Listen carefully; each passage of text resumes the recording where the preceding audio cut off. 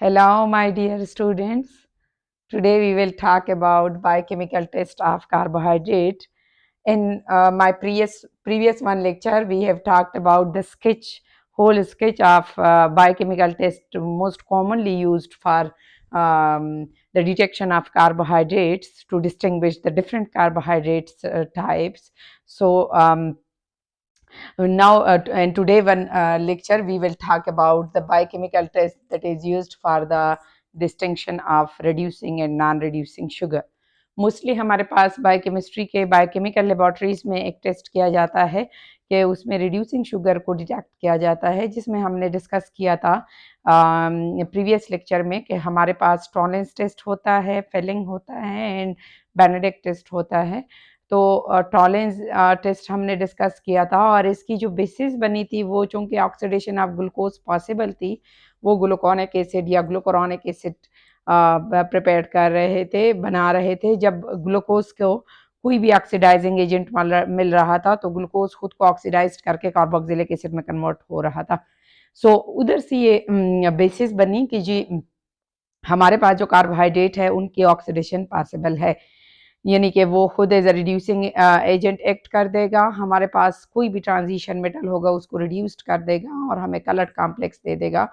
और जो हमारा ग्लूकोज होगा या जो हमारा जो भी कार्बोहाइड्रेट हो जिसमें अल्डिहाइड फंक्शनल ग्रुप हो, तो वो अल्डिहाइड खुद को ऑक्सीडाइज कर देगा into the carboxylic acid to form gluconic acid या अल्डोनिक एसिड हम कह सकते हैं, या ग्लूकुरोनिक एसिड। तो वो खुद को एसिड में कन्वर्ट करके जो उसके साथ कोई भी ट्रांजिशन मेटल साल्ट होगा या रिएजेंट होगा उसको वो क्या कर देगा, उसको वो रिड्यूस्ड कर देगा। तो अब हम चलते हैं towards the most common biochemical test that is Benedict and Fehling test. Tollens test हमने कर लिया था। टॉलरेंस टेस्ट जो है ये 3 टेस्ट यूज होते हैं for the detection of these 3 tests are used for the detection of aldehyde functional group or reducing sugar। जो रिड्यूसिंग शुगर होंगी या फ्री अल्डिहाइड ग्रुप जिसमें होगा तो वो ये वाले टेस्ट पॉजिटिव देंगे, Tollens test, Fehling test and Benedict test. तो इनमें जो हमारे पास Fehling test and Benedict test ये एक्ट करेंगे एज एन ऑक्सीडाइजिंग एजेंट। क्या एक्ट करेंगे? As an oxidizing agent. These reagents are the reagent or chemical present over there in these tolerance reagent या Fehling reagent होगा and जो Benedict reagent होगा। इसमें जो हमारे पास reagents मौजूद होंगे, it will act as an oxidizing agent, it will oxidizes or aldonic sugar unit to carboxylic acid. ये हमारे अल्डो शुगर को कन्वर्ट कर देते हैं इनटू ऑक्सीडाइज कर देते हैं इनटू कार्बोक्सिलिक एसिड। सो हमारे पास जो स्ट्रॉन्ग ऑक्सीडाइजिंग एजेंट है वो है टॉलरेंस, और फिर उसके बाद हम फेलिंग को ज़्यादा स्ट्रॉन्गर समझते हैं compare to that of Benedict test. So हमारे पास ये जो टॉलरेंस टेस्ट है, हाँ, ये both aromatic and aliphatic aldehyde positive देते हैं। This tolerance test is a little bit strong oxidizing agent compared to Fehling and Benedict test, Benedict reagent. It acts as a strong oxidizing agent compared to the other two. So it will gives positive result with aliphatic as well as aromatic aldehyde. क्या करते हैं? Aliphatic and aromatic aldehyde के test positive देते हैं। It will gives positive result with aliphatic and aromatic both aldehyde. लेकिन जब हम Fehling और बेनेडिक्ट की बात करते हैं तो हमारे पास ये दोनों little bit weak oxidizing agent है compare to that of Tollens reagent, so they will gives a positive result only with aliphatic aldehyde. और इसमें अगर हम एग्जांपल लेते हैं सो हमारे पास बेंजल्डिहाइड के साथ बेंजल्डिहाइड के साथ इसका रिजल्ट क्या आएगा? नेगेटिव आएगा. Benedict and Fehling test cannot gives a positive result with aromatic aldehyde. ये एरोमेटिक अल्डिहाइड के साथ, ये एरोमेटिक अल्डिहाइड की अगर हम एग्जांपल लेते हैं, ये एरोमेटिक अल्डिहाइड है, दैट इज बेंजल्डिहाइड. तो ये इस बेंजल्डिहाइड के साथ क्या है? टेस्ट नहीं दे सकते. और इसी तरह हम अगर एग्जांपल ले ले फर्फिल डेरिवेटिव की, जिस तरह हमारे पास एग्जांपल है कि यानी कि अगर ये हमारे पास कोई भी फर्फिल डेरिवेटिव है, एरोमेटिक रिंग है और इसके साथ अल्डिहाइड मौजूद है, तो ये इसके साथ भी पॉजिटिव रिजल्ट नहीं दे सकते. और अगर हम एग्जांपल लेते हैं, कोई ये direct aldehyde group to the aromatic ring attach है, और अगर कोई ऐसा एरोमेटिक अल्डिहाइड हो जिसमें डायरेक्टली नहीं बल्कि इनडायरेक्टली अल्डिहाइड ग्रुप अटैच हो टू द रिंग, सो इसके साथ ये पॉजिटिव रिजल्ट देते हैं.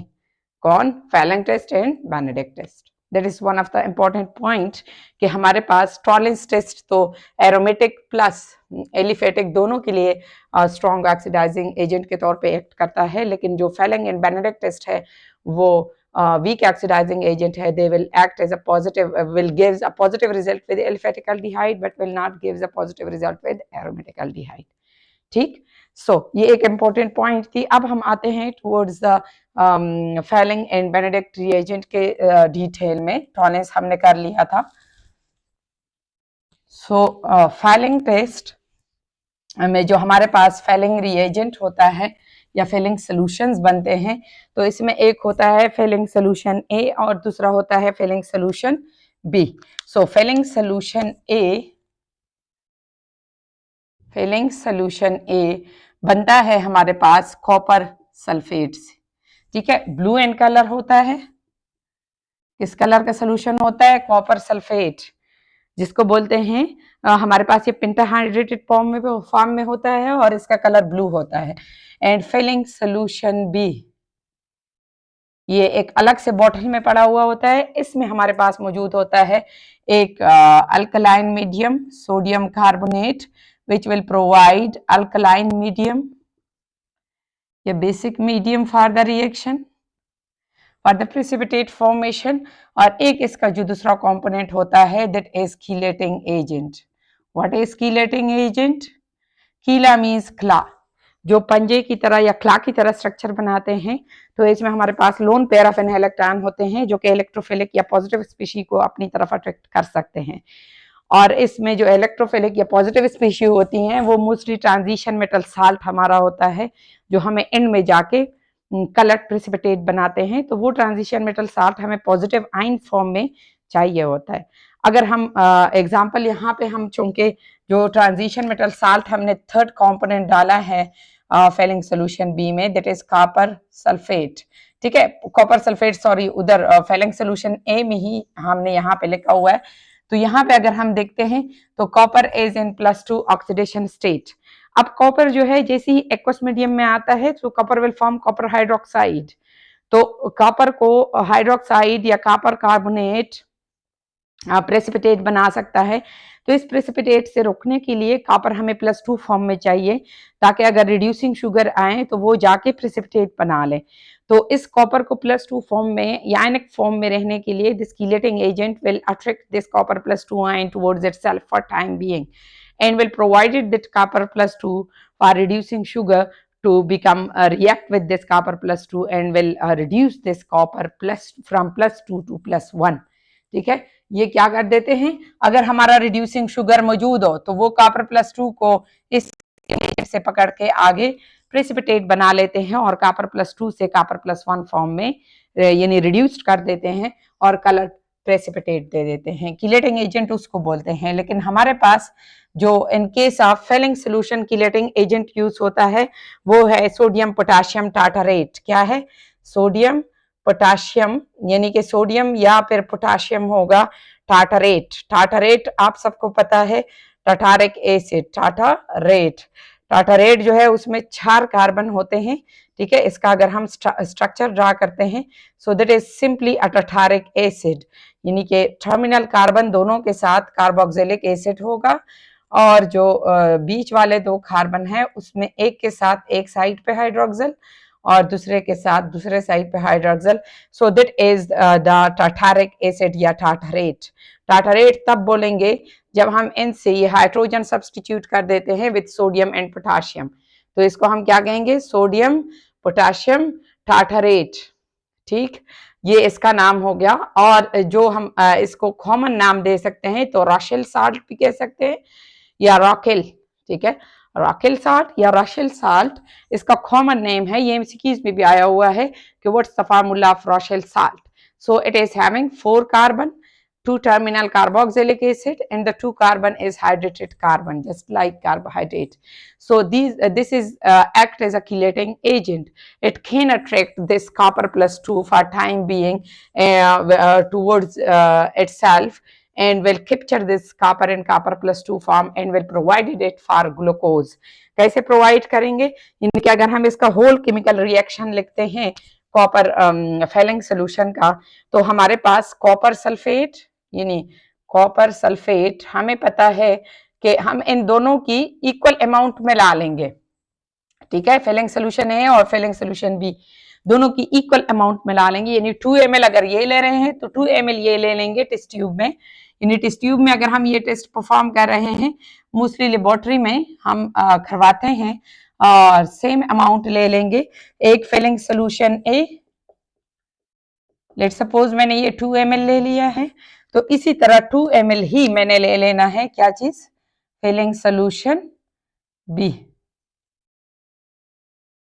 इन दोनों की इक्वल अमाउंट मिला के फिर हम इसमें डाल देते हैं हमारे जो शुगर का सोल्यूशन होता है, जिस शुगर को जैसे ग्लूकोज सोल्यूशन हो, इसको हमने ग्लूकोज की ऑक्सीडेशन करनी है या ग्लूकोज को डिटेक्ट करना है, रिड्यूसिंग शुगर की डिटेक्शन करनी है, सो इसके कुछ ड्रॉप्स डाल देंगे, ठीक है। 6 to 8 ड्रॉप्स तक मैं स्टूडेंट को ऑलरेडी क्लास में बता चुकी हूँ कि 8 drops is almost equal to 1 ml या 1 ml आपका रिड्यूसिंग शुगर। आप चूंकि क्वालिटेटिव टेस्ट है, हम ये देख रहे हैं कि आइदर और reducing sugar is present over there और नॉट, सो इसमें हम ग्लूकोज सोल्यूशन डाल देंगे और लिटिल बिट हीट करके हमारे पास कलर, ये जो कलर होगा इन दोनों के मिक्सिंग से जो बन जाएगा, इनिशियली जब कोई हीटिंग नहीं हुई होगी ये ब्लू होगा, लेकिन आफ्टर हीटिंग ये कलर चेंज हो जाता है into red colour, brown red colour. वो क्यों चेंज हो जाता है, क्योंकि हमारे पास जो कॉपर प्लस 2 फॉर्म में था कॉपर सल्फेट में, वो यहाँ पे कन्वर्ट हो जाता है into copper plus 1 cuprous oxide precipitate बन जाता है, और इस प्रेसिपिटेट का कलर ब्राउन रेड होता है या रेड ब्राउन होता है, ठीक है। ऐसे ब्राउन होता है जो कि फ्रेश, ऐसे रेड होता है, फ्रेश रेड नहीं होता बल्कि रेड ब्राउन होता है। अच्छा, अब अगर हम इसकी रिएक्शन लिखते हैं, सो इसमें हम बेसिफाई करने के लिए हम सोडियम हाइड्रोक्साइड भी डालते हैं अलॉन्ग विद सोडियम कार्बोनेट, और will react with sodium potassium tartrate, जिसका फार्मूला ऑलरेडी मैं लिखवा चुकी हूँ, प्लस हम यहाँ पे डाल रहे हैं क्या चीज, अपना रिड्यूसिंग शुगर ग्लूकोज, ठीक है। ये जो टार्टारेट का फार्मूला है या टार्टारिक एसिड का फार्मूला है ये हम हटा देते हैं, इसको हम डालेंगे और हमारे पास प्रोडक्ट क्या बनेगा, यानी कि हमने डाल दिया है copper sulphate, sodium hydroxide along with sodium carbonate and sodium potassium tartrate, ठीक है। ये जो कॉपर सल्फेट था ये फिलिंग सोल्यूशन ए में मौजूद था, और ये जो है ये हमने फिलिंग सोल्यूशन बी में डाल दिया है। इन दोनों सोल्यूशन का हमने इक्वल अमाउंट ले लिया है, और इक्वल अमाउंट लेके हमने इसमें ग्लूकोज डाल दिया है। अब जो है जब हम इसको हीट कर देंगे, so it will gives us precipitate. How, हमारे पास ये बन जाएगा ग्लूकोनिक एसिड, ठीक है। जो ग्लूकोज था वो बन जाएगा क्या चीज, ग्लूकोनिक एसिड। ये एसिड में चला जाएगा, जो हमारा एल्डिहाइड ग्रुप था ग्लूकोज के ऊपर वो कार्बोक्सिलिक एसिड में कन्वर्ट हो जाएगा। सो ये क्या चीज बन गया, gluconic acid, along with the formation of cuprous oxide precipitate। और जो cuprous oxide precipitate है इसका कलर क्या होगा, इसका कलर होगा रेड, क्या है, रेड। और जो हमारे पास यहाँ पे कॉपर की ऑक्सीडेशन स्टेट बन जाती हैं वो कॉपर +1 ऑक्सीडेशन स्टेट में चला जाता है। मैंने आपको पहले भी बताया था कि जब दो कॉमन ऑक्सीडेशन स्टेट हर एक ट्रांजिशन मेटल के होते हैं, जो हमारे पास लोअर ऑक्सीडेशन स्टेट होगी, जैसे कॉपर के दो कॉमन ऑक्सीडेशन स्टेट है +2 और +1, +2 में अगर कॉपर पाया जाता है तो इसको हम क्यूप्रिक बोलते हैं, और अगर IC इसके नेम के एंडिंग में आएगा और अगर ये लोअर ऑक्सीडेशन स्टेट में है तो इसको हम बोलेंगे क्यूप्रस। सो ये जो प्रेसिपिटेट होगा इसका नाम होगा क्यूप्रस ऑक्साइड प्रेसिपिटेट बन जाता है along with the removal of some of the water molecule. ठीक, so this is the chemical reaction of Fehling solution, और ये किया जाता है लेबोरेटरी में for the detection of diabetes. Normally हमारे बॉडी में जितना भी ग्लूकोज मौजूद होता है वो एब्जॉर्ब होकर यूटिलाइज्ड होता है for the ATP synthesis as well as for energy production, यानी ATP synthesis means for energy production. Glucose is much more precious organic molecule. The body will never ever want to lose it at any cost.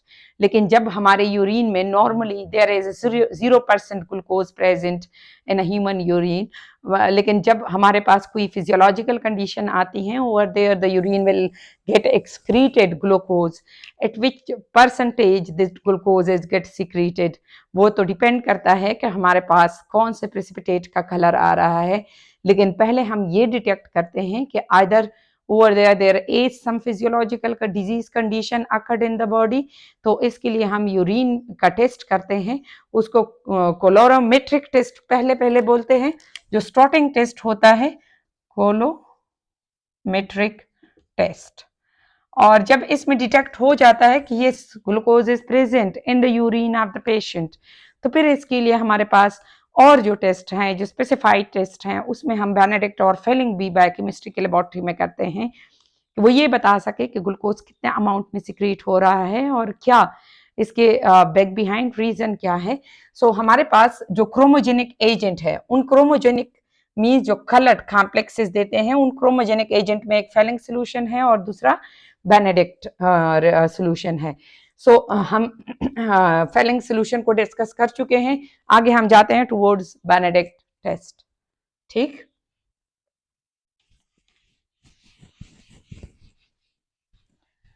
जब हम Benedict test अभी पढ़ेंगे तो हमारे पास Benedict and Fehling solution में कोई as such और फर्क नहीं है, लेकिन जो मैंने लिखवाया है इधर Fehling solution A, same like that हम बेनेडिक्ट को भी अलग से ले सकते हैं कि ये बेनेडिक्ट सोल्यूशन ए हो गया। ठीक है, बेनेडिक्ट सोल्यूशन ए। ठीक है, ये हम क्या चीज डिस्कस कर रहे हैं, Benedict test used for the detection of reducing sugar।